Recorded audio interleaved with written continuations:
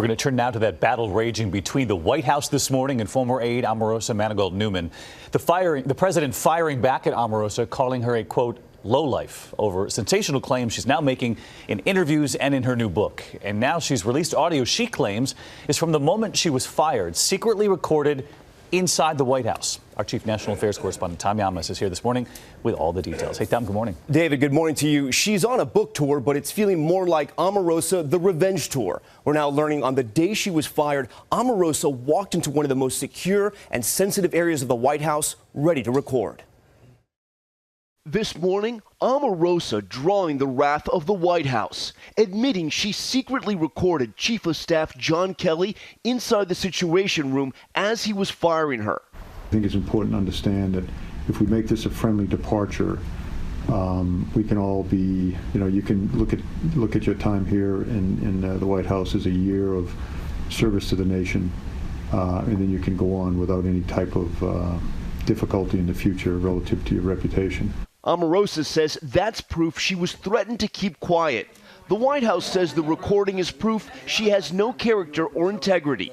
Press Secretary Sarah Sanders says the very idea a staff member would sneak a recording device into the White House Situation Room shows a blatant disregard for our national security. And if I didn't have these recordings, no one in America would believe me. No one. And she says there are more alleged recordings at issue, including one she now says she heard.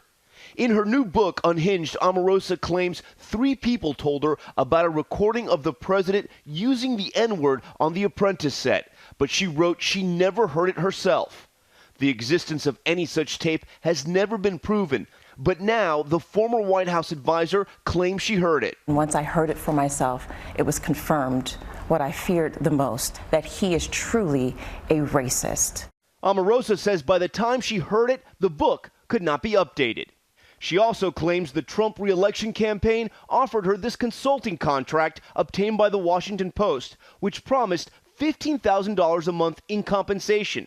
But she describes it as a hush agreement.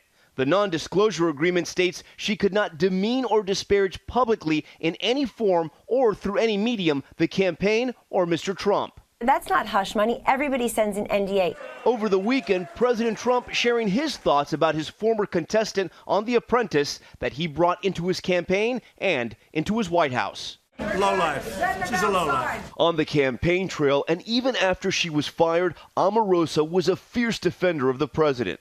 I would never sit nor work for someone who I believe to be a racist. For her part, Omarosa is taking some blame for standing by the president's side after he made racially insensitive comments. Oh, totally complicit. In fact, I had a blind spot where it came to Donald Trump. I wanted to see the best in him. And obviously, I felt miserably. The Trump re-election campaign is also firing back, saying Omarosa is now in the business of peddling propaganda to sell books. The White House has called all of those allegations, including the use of the N-word, lies and false accusations. David? All right, Tom, thanks so much. We're going to dig down deeper here with our chief legal analyst, Dan Abrams, who's with us this morning. And Dan, this was in the Situation Room. A lot of people watching this morning are going to say that's one of the most secure rooms, if not the most secure, in the White House. Did she violate the law, though? She violated protocols. She violated rules. She may have been a national security threat. And yet she may not have violated the law. And the reason is because, number one, the information that she released, at least on the Kelly tape, isn't classified information. It was just her being fired. And number two, Washington, D.C. is what's called a one-party consent state, meaning only one of the 2 people need to consent in order to make a recording, which is what she did. So I don't see, at least based on this tape, how what she did is illegal, even though it was wrong and a violation of rules. Yeah, it's funny. You and I were saying it's remarkably clear, the audio on this tape as well. She says she has many other conversations. Is there anything the White House can do to try to halt these from being made public, too? Well, I think you have to think about not where the recordings were made, but what is on the recordings. So I think that's where they potentially could go after her, meaning I think they may try to overclassify now.